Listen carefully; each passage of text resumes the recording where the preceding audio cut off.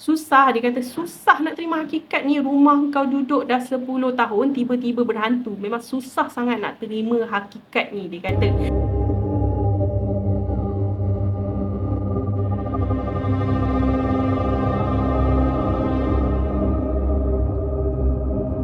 Hai, Assalamualaikum warahmatullahi wabarakatuh. Apa khabar? Tak kira di mana saja anda berada, saya doakan semoga urusan anda dipermudahkan dan anda berada dalam keadaan kesihatan yang baik-baik. So, untuk video kali ni, saya ada 3 buah kisah seram yang saya nak bawakan kepada korang berkenaan dengan gangguan yang berlaku di dalam rumah. Tapi sebelum tu, terima kasih kepada korang yang sudi subscribe channel ni dan sudi aktifkan notifikasi loceng dan sudi kembali setiap kali saya upload video. Kepada korang yang masih lagi belum subscribe, saya harap korang boleh tekan button subscribe dan aktifkan sekali notifikasi loceng sebab saya ada banyak lagi perkongsian menarik yang saya nak kongsikan dengan korang. Harap korang dapat bantu saya sebab saya masih lagi road to 2000 subscriber. Tapi insyaAllah boleh ikut. So, kalau korang dah ready, jom kita mulakan untuk cerita kita pada video kali ini. Kisah yang pertama ni berlaku kepada Kak Jijah dan pengalaman ni berlaku awal tahun 2022. So Kak Jijah dia ada 2 orang anak lelaki yang usianya beza setahun dan si abang berusia 11 tahun manakala si adik berusia 10 tahun. Abang bernama Wan manakala adik bernama Am. Anak Kak Jijah yang sulung ni sebenarnya agak penakut. Sampaikan kadang-kadang kalau dia nak pergi tandas pun dia akan ajak adik dia untuk temankan dia pergi ke tandas. Memang sangat berbeza dengan adik dia sebab adik dia memang agak berani. So satu malam ni malam Jumaat, okey. Jadi bila esok tidak bersekolah, anak-anak dia memang akan tidur lewat sebab dia orang akan main PlayStation dekat bilik masing-masing. Dan masa tu dah sekitar pukul 12 malam, anak dia orang anak Kak Jijah, Wan dengan Am masih lagi bermain PlayStation dekat dalam bilik. Manakala Kak Jijah dan juga suami sebenarnya dah masuk tidur awal tadi. Disebabkan Kak Jijah ni dia tahu anak dia penakut dan dia tahu anak dia masih lagi belum tidur, dia sengaja biarkan lampu di ruangan bilik depan tidak dimatikan supaya kalau anak dia nak pergi tandas, anak dia tak adalah ketakutan. Sebab anak dia ni memang penakut sangat. Sampaikan berjalan keluar daripada tandas, daripada bilik dekat sini, tandas dekat sini pun dalam jarak yang tak begitu jauh pun anak dia ni ketakutan kalau gelap. So Kak Jijah sengaja biarkan lampu hidup sebab dia tahu anak-anak dia belum tidur, nak mudahkan urusan anak-anak dia pergi ke tandas. Rumah Kak Jijah ni 2 tingkat dan tandas dia ada dekat bahagian atas dan juga bahagian bawah lah. Dan pada masa tu memang kebetulan jam dah pukul 12 lebih, anak dia yang sulung ni nak pergi tandas. So disebabkan dia tahu ruangan tersebut terang, dia pun berjalanlah pergi ke tandas seorang diri. So dah selesai urusan dia dalam tandas, tiba-tiba dia rasa macam dahaga. Biasalah dah main game jerit-jerit macam tu, mestilah ada rasa dahaga kan. Disebabkan dia ada rasa dahaga dan dia rasa nak minum air, dia pun ajaklah adik dia turun ke bawah untuk minum air, untuk temankan dia minum air. Tapi disebabkan adik dia ni sedang fokus bermain game dan adik dia memang tak nak lepaskan game pada masa tu. Biasalah kita kalau dah terlampau khusyuk main game memang macam tu lah kan. So adik dia tak nak stop, adik dia tak nak pause, adik dia tak nak teman abang dia pergi turun bawah. Dia kata kat abang dia, abang pergilah sendiri, abang tak payah minum, abang tunggulah dulu. Dia cakap macam tu. Yang si abang pun keras kepala juga, nak juga macam tu. Dan tiba-tiba dalam diorang 2 beradik ni dalam orang kata sedang macam adik tak nak teman abang paksa. Tiba-tiba diorang dengar ada bunyi daripada dapur daripada bawah. Bunyi tu seakan-akan macam bunyi cawan pun ada, macam bunyi orang sedang minum air macam tu lah. So bila diorang dengar bunyi ni, adik dia Am cakaplah dekat abang dia, tu dekat bawah ada bunyi lah, mungkin ibu kot kat bawah, cuba abang pergi tengok. Dia cakap dekat abang dia macam tu. So si Wan pergilah mengintai daripada sebalik tangga.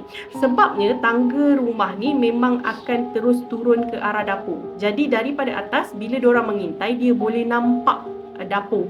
So daripada atas dia mengintai, dia nampak dekat dapur ada susuk tubuh orang lah. Nampak macam ada orang. Sebabkan fizikal ibu dengan ayah berbeza, dia rasa yang dia nampak tu ayah dia lah, ibu dia lah. Walaupun tak terang mana. Dia kata masa tu memang tak terang mana, tapi dia nampak memang ada susuk tubuh dan dia rasa susuk tubuh itu adalah susuk tubuh wanita. So dah tentulah ibu dia, satu-satunya wanita yang ada di dalam rumah tersebut. So Wan beranikan diri untuk turun ke bawah untuk minum air lah sebabkan mak dia ada kat bawah kan. So dia pun jalan. Sambil dia jalan turun ni, dia jerit lah nama mak dia. Bu ke tu? Ibu ke tu? Macam tu. bila dia sampai dekat bawah ni, dia punya dapur memang dalam keadaan gelap. Dan kalau korang nak tahu, tangga tu kan, bila dia turun, dekat sini dah memang terus ada Swiss dapur. Dan barulah dia akan masuk dekat dapur lah, kiranya macam tu. Dan bila dia tengok keadaan dapur gelap, dia rasa macam pelik juga. Kenapa dapur gelap? Kenapa ibu dia tak hidupkan lampu kalau nak minum air? Tapi disebabkan dia dah sampai bawah, dia pun nyalakanlah Swiss lampu dekat dapur tu, nak pergi minum air lah, nak tengok mak dia tengah buat apa pada masa tu. So bila dia tekan dan Swiss lampu menyala, dia pun cari kelibat ibu dia yang pada dasarnya dia nampak tadi kan. Tapi macam waktu dia cari tu, dia kata dia tengok, dia tak nampak kelibat ibu dia. Tetapi di dekat-dekat dengan pintu dapur, okay, dapur dia ada satu pintu lah, pintu yang menghubungkan dekat bahagian belakang rumah. Dekat pintu dapur sana tu, dia macam nampak ada kepala yang dalam keadaan sedang mencangkung. Okay, macam dia nampak daripada tepi tangga tu kan, macam ada kepala tapi dalam keadaan yang sedang mencangkung lah. Masa ni dia tak syak apa-apa pun, sebab dia rasa macam itu ibu dia yang sedang mencangkung. Dia tak ada fikir benda tu benda yang tak normal ke apa, tak ada. So dia ingat itu ibu dia yang tengah mencangkung dan dia nampak kepala tu. Dia pun buat apa? Dia pun turunlah ke bawah. Dia turun ke bawah dan nak tengoklah apa yang mak dia tengah buat, mencangkung dekat area pintu dapur tu. Okay. So, pintu dapur tu kan, dia akan menghubungkan bahagian belakang, dan dekat sebalik pintu dapur tu, mak dia akan letak tong sampah. Yang mana tong sampah tu pagi-pagi mak dia akan alihkan keluar pintu untuk tukang yang kutip sampah tu ambil lah. Sebab apa dia letak dekat sebalik pintu tu? Sebabnya dia kata biasa kalau dia terus letak dekat luar, malam-malam setiap pagi akan bersepah tong sampah tu, disebabkan ada anjing yang buat kotor lah macam tu. So kalau daripada tangga tempat Sik Wan tu berdiri, memang pintu tu nampak agak terlindung, dan disebabkan itulah dia kata dia hanya nampak ada kepala yang seolah-olah sedang mencangkung. So Wan pun berjalanlah menuju ke pintu tu, dan masa ni sebenarnya Wan terkejut yang dia nampak tu bukanlah mak dia, tetapi adalah onyang dia. Onyang dia ni merupakan nenek kepada ibu dia. So bila dia nampak onyang dia ni, dia terus menjerit, "Ya Allah, onyang, onyang, onyang." Macam tu dia jerit. Mau tak takut, dia kata sebabnya onyang dia tu dah meninggal dunia. Tiba-tiba dia nampak onyang dia tengah mencangkung sambil makan sisa makanan dalam tong sampah rumah dia tadi. Disebabkan dia ni jerit memang agak kuat, dia berjaya menyebabkan ibu dia terjaga daripada tidur, dan adik dia pun terkejut ketakutan kenapa abang dia menjerit. So berlurulah turun ke bawah, si ibu, si ayah dan juga adik dia turun ke bawah. Dan masa sampai dekat bawah tu, pintu sampah, pintu yang sepatutnya tertutup tadi tu memang dah terbuka. Pintu yang bahagian belakang tu dah terbuka. Dan yang lebih menyakitkan hati pada masa tu adalah sampah-sampah yang ada memang bertaburan dekat atas lantai. Memang dah bersepah yang teramat sangat. So disebabkan anak Kak Jijah ni macam dah ketakutan teramat sangat, yang masa Kak Jijah tengok dia memang dalam keadaan yang bukan diri dia, memang dia agak takut pada masa tu. Kak Jijah dia cubalah tenangkan anak dia, sambil suami Kak Jijah kemas-kemas dulu ruang-ruang tersebut, dan dia pun bacalah beberapa ayat suci Al-Quran untuk tenangkan anak dia. Kak Jijah ni sebenarnya susah nak percaya apa yang anak dia cakap. Nampak hantu onyang dia, sebabnya rumah yang diorang tinggal ni dah 10 tahun diorang tinggal dekat situ. 10 tahun takkan tiba-tiba anak dia boleh cakap yang rumah tu berhantu. So memang susah sangat Kak Jijah nak percaya pada masa tu, dan dia anggap anak dia pada masa tu hanyalah ketakutan. Disebabkan anak dia ketakutan, anak dia berimajinasi. Dia cakap macam tu. Dia buat andaian dia macam tu lah. Walaupun pada dasarnya memang tak logik. Takkanlah anak dia berimajinasi sampai anak dia sepahkan sampah-sampah yang ada. Betul tak? Tapi Kak Jijah ni pula 2-3 hari selepas kejadian, dia masih lagi mengalami perkara yang sama. Di mana setiap kali dia bangun tidur, dia dapati tong sampah dia tu bersepah, macam seolah-olah ada orang yang makan daripada tong sampah tersebut. Dia masih lagi cuba nak think positif. Dia kata dia mungkin itu mungkin ialah kucing dan sebagainya, sebab susah, dia kata susah nak terima hakikat ni, rumah kau duduk dah 10 tahun tiba-tiba berhantu. Memang susah sangat nak terima hakikat ni, dia kata. Tapi tak lama lepas tu, Kak Jijah pula yang alami perkara tersebut. Malam tu, anak-anak dia memang tak ada dekat rumah sebab dia orang ada camp dekat sekolah. Suami dia pun balik lambat sebab suami dia ada shift lewat malam. Tak ada lewat malam, lewat petang. So, suami dia balik sekitar pukul 3 macam tu. Dan dalam pukul 12 malam, dia kata dia receive WhatsApp daripada suami dia. Suami dia tanya kalau ada makanan dekat rumah, suami dia lapar. Dan dia pun kata tak apalah, dia turun bawah masakkan nasi goreng untuk suami dia. So Kak Jijah pun berjalanlah turun ke bawah dan nak masakkan suami dia. Dan masa dekat tangga ni, dia dengar bunyi yang agak bising. Bunyi yang macam seolah-olah orang sedang makan. Bunyi yang macam sedang menyelongkar sesuatu pun ada. So masa ni kan, dia dah rasa macam tak sedap hati. Rasa tak seronok lah. Kalau korang nak tahu, sebelum ni tong sampah diletakkan di belakang pintu keluar tu kan. Tetapi disebabkan dia dah malas sangat nak kemas tong sampah tu kotor pagi-pagi, dia pun letaklah tong sampah tu dekat dalam rumah, di sebalik pintu jugalah, dekat dalam rumah berhampiran dengan pintu tu. Walaupun sebenarnya kejadian yang sama masih lagi berulang. Yang ni memang pelik sangat. Kak Jijah letak dekat belakang pintu pun tong sampah tu bersepah. Dia letak dekat sebalik pintu yang belah dalam pun tong sampah tu bersepah juga. Tetapi Kak Jijah ni masih dalam mood menafikan segala-galanya. So Kak Jijah turun ke bawah dan dia dengar bunyi tersebut semakin lama semakin kuat. Dah rasa macam aneh sangat. Siapa pula dekat dapur aku? Betul ke nenek aku ada dekat dapur? Dia kata, dia fikir macam tu. So dia pun berjalan turun tangga dalam keadaan yang memang agak takut kerana bunyi tu semakin lama semakin kuat. Dan bila dia sampai je dekat suis lampu, dia nyalakan lampu dan dia tengok dekat bahagian dapur ataupun bahagian pintu tersebut memang dalam keadaan bersepah. Dan apa yang lagi menyeramkan adalah memang dia nampak nenek dia tengah makan dekat situ. Kak Jijah terus jerit, Astaghfirullahalazim, ya Allah, ya Allah, ya Allah. Dia sambil dia berlari naik ke atas dalam bilik dia dan dia call husband dia, menangis-nangis, tanya dekat husband dia kalau husband dia boleh balik rumah cepat. Sebab itu yang berlaku kepada dia pada masa tu.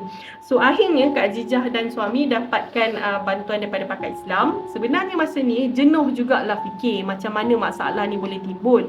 Yelah sebab nenek dia tu tak pernah sama sekali tinggal dekat rumah dia.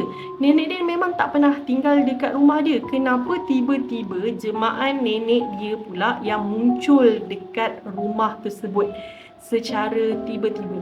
Sedangkan nenek dia ni dah meninggal dunia 2 tahun sudah. So fikir, akhirnya diorang jumpa jawapan. Dan jawapan kepada masalah yang diorang alami pada masa tu adalah labu sayung. Labu sayung tersebut baru saja dibawa pulang oleh Kak Jijah daripada rumah arwah nenek dia. Sebabkan rumah arwah nak direnovate dan juga dikemas tinggilah untuk dibagi pada ahli keluarga lain untuk tinggal. Jadi labu sayung tersebut, Kak Jijah kata memang sebelum nenek dia meninggal dunia, nenek dia dah beberapa kali cakap dekat dia, Jijah, kamu nak tak labu nenek tu? Kamu nak tak labu nenek tu? Dan Kak Jijah ni memang sangat-sangat suka kan labu sayung tu. Dia pun nak nek, nak. Dia pun ambil dengan senang hati. Cuma dia tak berkesempatan untuk bawa pulang ke rumah lagi. Dan baru saja dia bawa lebih kurang 2-3 minggu sebelum kejadian pertama berlaku. Dan masa inilah ustaz ataupun perawat tersebut tengok labu sayung tersebut. Dan menurut perawat tersebut memang ada sesuatu yang datang bersama-sama dengan labu sayung tersebut. Cuma perawat tersebut dia tak ada explain ataupun dia tak adalah cakap yang benda tersebut adalah kepunyaan nenek dia ke, ataupun adakah itu saka ataupun pendamping ataupun belaan nenek dia. Memang perawat tersebut tak ada cakap apa-apa. Mungkin perawat tersebut nak menjaga aib nenek dia yang telah pun meninggal dunia. Ada Ada tak di kalangan korang yang suka tengok live TikTok paranormal? Cerita yang kedua ni sebenarnya merupakan gangguan yang berlaku disebabkan selalu tengok live paranormal. So cerita kedua ni merupakan gangguan yang berlaku kepada suami Amy. Selepas berkahwin, Amy dan suami dia menetap di Johor Bahru sebab suami dia kerja dekat sana. Jadi disebabkan belum ada rezeki untuk Amy bekerja, dia pun orang kata jadi suri rumah lah. Tapi sambil-sambil tu dia berniaga online di TikTok, menjadi dropship dan sebagainya. Dan dia kata Alhamdulillah lah rezeki tu sentiasa ada. Husband Amy ni pula kerjanya shift dan selalu balik agak lewat malam juga sebenarnya. Dan disebabkan bosan, masih lagi belum ada anak, yelah baru kahwin pun masa tu. Dan tak ada benda lain yang boleh Amy buat. Jadi dia pun terjebak lah dengan melayan paranormal live TikTok. Setiap kali dia tunggu husband dia balik, dia akan layan dulu live TikTok. Biasa kalau Isnin ke Jumaat dia kata live TikTok ni start awal, hujung minggu dia akan start lambat sikit. Macam tu lah lebih kurang. So Amy ni pula sebenarnya adalah seorang yang penakut. Cumanya dia kata bila dia tengok live paranormal TikTok tu, dia jadi macam makin seronok. Yelah kadang-kadang memang boleh nampak benda-benda yang kita tak jangka kan boleh nampak kan. Walaupun tak pasti sama ada benda tu betul ataupun tidak. Tapi dia kata makin dilayan makin rasa seronok. Jadi bila dia dah rasa seronok layan live paranormal tu, dia pun beralih daripada layan dekat handphone. Dia terus download apps TikTok tu dekat TV. Dia layan dekat TV pula. Sebab dia kata handphone kecil kalau tengok kat TV macam lagi seronok. Tapi sebenarnya ini adalah kesilapan yang dia buat. Paranormal live ni, okay, setiap kali diorang buat live, diorang akan ada buat macam penyeruan sikit lah. Sama ada penyeruan tu menjadi ataupun tidak, Allahualam. Dan betul ataupun tidak pun dia tak pastilah. Cumanya setiap kali diorang buat live, diorang memang akan ada buat ayat-ayat seruan. Sebab nak tarik perhatian hantu-hantu tu keluar ke dan sebagainya lah. Kan benda tu jadi lebih seronok bila orang yang buat live para ni, dia buat seruan dan konon-konon menunjukkan dia memang sangat-sangat berani lah kan. So bila dia tonton dekat TV, automatik lah dia akan menggunakan speaker kan. Jadi bila penyeruan-penyeruan tu berlaku, sebenarnya secara tak sengaja terseru benda-benda yang ada dekat rumah dia. Rumah tu adalah rumah yang baru dia tinggal dengan suami dia, yang dia pun tidak pasti sama ada rumah tersebut memang pernah berlaku kes gangguan ataupun tidak. So apa yang berlaku? So satu malam husband dia ni memang pulang ataupun balik lebih lewat daripada biasa. Kebiasaannya paling lewat husband dia akan balik pukul 1 pagi. Tapi pada masa tersebut husband dia pulang lebih lewat sekitar pukul 3 pagi. Dan disebabkan Amy dah terlampau penat, ngantuk lah kan. So Amy pun dah masuk tidur dan dia pun kebetulan memang tak berapa sihat pada masa tu.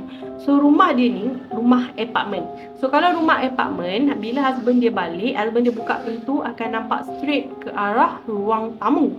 So bila husband dia masuk dalam rumah, buka pintu, dia nampak wife dia Amy ni tengah menonton televisyen. Tengah kusyuk tonton televisyen dekat sofa macam tu, tengok televisyen macam tu. Okay, dia nampak wife dia sedang menonton televisyen. Bila dia nampak wife dia sedang menonton televisyen, dia pun tegur lah. Biasalah, yang awak tak tidur lagi ke? Sambil dia pusingkan belakang dia untuk tutup pintu dan kunci pintu. So dia pun gantung kunci dan nak berjalan pergi dekat sofa lah, nak pergi dekat bini dia. Tetapi masa ni sebenarnya dia tengok wife dia dah tak ada dekat situ. Wife dia dah tak ada dekat ruang tamu tu, dah tak ada duduk kat sofa tu. Tetapi TV masih lagi menyala. Dan bila dia tengok TV tu, husband dia nampak TV tu menyala, memang tengah live TikTok pada masa tu. Dan husband dia tak tahu pun sebenarnya yang wife dia ni melayan paranormal semua ni tau. So bila husband dia tengok kat TV live TikTok paranormal macam tu, husband dia dah macam pelik. Dia ni layan cerita apa benda malam-malam buta macam ni, beraninya. So dia pun tutup lah TV. Masa tu dia kata ialah paranormal TikTok Indonesia, bukan Malaysia lah. So husband dia tukar channel. Husband bukan tutup TV, husband dia tukar channel. Sambil-sambil tu duduklah dekat tu nak regangkan badan, nak tenangkan diri sekejap lah sebelum mandi dan sebagainya. Dan masa ni sebenarnya dia pelik, kenapa wife dia ni tak sahut soalan dia tadi, tapi terus pergi berjalan menghilangkan diri pergi mana. Tapi dia malas nak cakap banyak lah. Sebabnya dia dengar dekat dalam tandas macam ada bunyi air, macam seolah-olah ada orang dalam tandas. So dia duduklah tunggu kejap, nak tunggu bini dia keluar daripada tandas. Dan lepas tu dia terdengar bunyi macam seolah-olah pintu tandas yang dibuka. Pintu tandas yang dibuka Dan dia pun menjerit lah daripada tempat dia duduk kan. Dia jerit, dia cakap, "Yang, awak boleh tak bawakan saya air?" Macam tu. Dia minta wife dia bawakan dia air. Sambil-sambil tu dia tengok TV. Dia tak pandang pun arah tandas tu ke apa. Dia beranggapan yang wife dia memang baru keluar tandas disebabkan bunyi pintu tandas yang dia dengar tadi. Dan dia dengar wife dia sahut, macam tu. Gitu. So dia pun okey lah, tunggulah wife dia buatkan air ke, bawakan air untuk dia sambil dia tengok TV pada masa tu. Dia tengok Astro, ada je lah rancangan pada malam tu. So dia tunggu, dia tengok. Dan dah lama dia tunggu pada masa tu, dia rasa macam wife dia ni tak sampai-sampai. Mana pula wife aku ni? Tadi nak ambilkan aku air kan. So dia dah macam pelik. Dia pun bangun daripada sofa tu. Dia bangun dan dia berjalanlah menuju dekat dapur. Dan bila dia sampai dekat dapur, memang tak ada wife dia pun dekat dapur tu. Tak ada wife dia pun. Bila husband dia tunggu dan wife dia ni macam tak muncul-muncul, husband dia pun macam, tadi aku rasa macam aku dengar wife aku ke bukan? Kan aku salah dengar. Tapi dia menyaut tau. So husband dia pun macam malas nak fikir banyak. Husband dia pun bangun, husband dia matikan televisyen dan husband dia berjalan menuju ke dapur untuk minum air dan nak masuk bilik mandi semualah. Dan masa ni sebenarnya, lepas dia husband dia settle minum air dekat dapur, husband dia pun berjalan menuju ke ruang depan untuk masuk ke dalam bilik. Husband dia nampak lagi sekali wife dia ni tengah duduk dekat sofa sambil menonton televisyen. TV yang dia dah matikan tadi tu, wife dia buka balik. So masa ni sebenarnya dia kata husband memang dah sedikit rasa bengang. Bengang lah. Dari tadi orang cakap dengan kau tak menyaut. Lepas tu kau boleh duduk depan televisyen tu tengok TV macam tak ada apa berlaku. Macam tu lah gayanya sebenarnya. So husband dia pun jerit lah dekat tepi pintu bilik kan. Sebab husband dia nak masuk bilik lah tadi. Husband dia pun jerit lah, "Yang, awak ni kenapa? Dah lah dari tadi saya cakap dengan awak tak menyaut. Lepas tu awak tengok TV lagi." Macam tu lah gaya husband dia macam marah. Memang agak tinggi sebenarnya suara husband dia pada masa tu. So disebabkan suara dia dah lebih kuat daripada apa yang dia cakap tadi, wife dia ataupun Amy yang tengah tidur dalam bilik ni tadi tersedar dan menyaut pertanyaan suami dia. "Bang, awak dah balik ke tu?" Macam tu. Dan bila suami dia dengar ada suara dalam bilik, suami dia tolak pintu bilik dan suami dia nampak wife dia tengah baring atas katil. Terus dia nyalakan lampu dekat ruang tamu dan dekat ruang tamu memang tak ada siapa-siapa. Tak ada siapa-siapa tu satu hal. TV yang dia dah matikan tadi tu memang dalam keadaan menyala. Dan disebabkan itu, dia tak cakap banyak. Dia matikan balik TV tu. Dia tutup sekali dengan switch, package dengan switch. Dia masuk bilik, dia mandi, dia solat 2 rakaat dan dia teruskan dengan bacaan Yasin pada masa tu. Wife dia pun pelik juga kenapa husband dia buat macam tu. Tapi tak banyak tanyalah sebab wife dia pun memang tak larat nak tanya husband dia. Esok barulah husband dia cerita dekat dia. Dan dia pun tanya dekat wife dia memang betul ke dia selalu tengok paranormal macam tu. Dan akhirnya si Amy ni dah kurang menonton aktiviti paranormal tu. Kalau dia tengok pun paling-paling dia akan tengok dekat phone. Dan dekat TV tadi tu dia dah install balik siap-siap. Takut juga kalau tiba-tiba waktu husband dia tak ada, TV tu menyala dan paranormal tu on. So itu perkongsian kedua daripada Amy. Perkongsian terakhir ni sebenarnya merupakan perkongsian yang lebih ringkas daripada Ahmad yang berlaku di rumah seram dia, rumah sewa dia yang terletak dekat Melaka. So Ahmad ni dia pernah ditugaskan sementara waktu untuk bekerja dekat Melaka dan company dia sediakan rumah sewa yang lengkap untuk dia tinggal. Kawasan rumah sewa yang company dia cari ni memang agak selesa dan dekat dengan tempat dia bertugas lah. Tapi rumah tersebut sebenarnya lebih besar untuk dia tinggal seorang diri sebabkan dia pun sendiri masih lagi bujang. So dipendekkan cerita, dia dapat tahu rumah yang dia sewa tu sebenarnya merupakan homestay. Tetapi disebabkan jarang mendapat tempahan, so rumah tersebut disewakan dengan harga yang berpatutan lah kepada company tempat dia bekerja. Awal dia tinggal memang dia tak ada rasa apa-apa yang berlaku disebabkan seminggu awal dia sampai dekat Melaka tu memang dia kerap pulang lewat. Dan bila dia dah pulang lewat, dia terus masuk tidur. Dan sejujurnya Ahmad ni dia adalah sejenis manusia yang tidurnya mati. So kalau let's say ada apa-apa berlaku pun dia takkan sedar.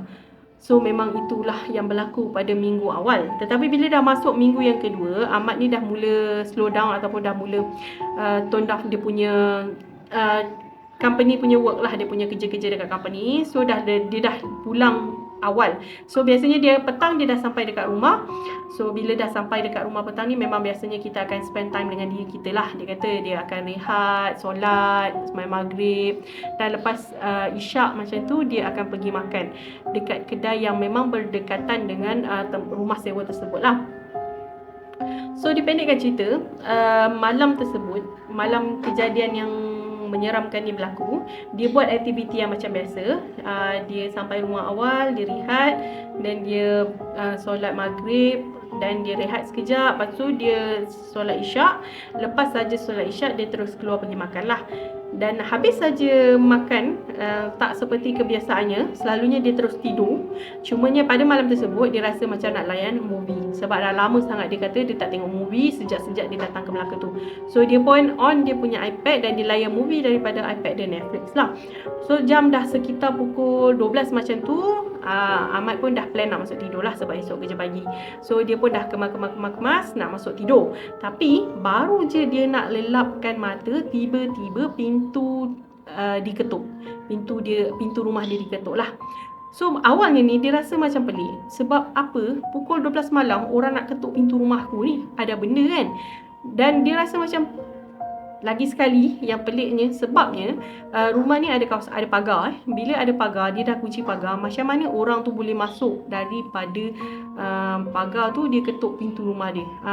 Selalunya orang akan tekan loceng atau membagi salam je kan. Tapi ni ketuk pintu rumah. So Ahmad ni dia macam nak buat-buat tidur, buat-buat tak peduli, buat-buat tak dengar, sebab rasa macam pelik lah. So dia pun cuba nak lelapkan mata dia juga. Tapi tak lama lepas tu baru dia perasan ada something yang lagi pelik. Sebabnya pintu yang diketuk tu sebenarnya pintu bilik dia. Bukanlah pintu rumah utama, sebaliknya pintu bilik dia. Dan masa ni barulah terus meremang segala bulu yang ada. Dah terkejut sangat dah. Dia duduk tapi dia tak berani nak jerit, nak tanya, "Oi, siapa kat luar? Kau nak apa?" Tak ada, dia tak berani. Dia kata memang tak berani. Sebab dia tahu memang dia tinggal seorang diri. Dia tak ada roommate, dia tak ada ahli keluarga dia. Siapa pula nak ketuk pintu bilik dia, nak cakap apa-apa ke, tak ada. So Ahmad apa lagi, dia buka bacaan ayat suci Al-Quran daripada phone dia dan dia ikut sama. Sebab masa ni memang kita dah takut. Kalau kita dah takut, memang baca ayat suci pun tak betul kan. So dia pun nyalakan daripada phone dan dia ikut bacaan tersebut daripada phone. Agak lama juga sebenarnya bunyi ketukan tu. Sebabnya yang dia perasan waktu dia nak masuk tidur jam pukul 12 kan. Bunyi ketukan tu bermula dalam 5 minit 10 minit macam tu, dan masih lagi belum berakhir masa dia baca ayat suci tu. Dan hanya berakhir sekitar pukul 1. Dan masa ni sebenarnya bila bunyi ketukan tu dah tak ada, bulu roma dia semua automatik dah turun, macam seolah-olah rumah tu kembali tenang. Mungkin disebabkan dia berulang-ulang baca ayat suci kan. Dan malam tu sebenarnya Ahmad tak berani nak buka pintu, nak ngintai dekat luar memang ada orang ke apa, tak ada. Dia teruskan bacaan ayat suci tu daripada handphone dia dan dia terus lelapkan mata dia. Dia terus lelapkan mata dia dan memang dia terlelap lah sampai ke pagi. Dan bila dia tanya dekat kawasan sekeliling, apa yang dia, bukanlah apa yang dia dapat tahulah, memang jiran-jiran ada kata yang diorang kerap kali dengar bunyi ketukan daripada rumah sebelah. Tapi diorang tak tahu itu bunyi ketukan apa, sebab diorang hanya dengar sekadar bunyi ketukan lah. Bagi diorang benda tu mungkin disebabkan gangguan sebab rumah tu selalu kosong kan. Cuma Ahmad je yang tahu ketukan tersebut merupakan ketukan pintu bilik. So itu perkongsian ringkas daripada Ahmad. Alright guys, thank you so much sebab korang sudi dengar sehingga habis. Video kali ni memang agak panjang disebabkan cerita yang pertama tadi panjang. Apapun, terima kasih sebab korang sudi stay tune. Jangan lupa like, share dan komen. InsyaAllah saya akan cuba tambah baik dengan komen-komen yang korang sampaikan. Sampai kita jumpa on the next video. Jangan lupa stay tune dan juga stay safe. Assalamualaikum, bye.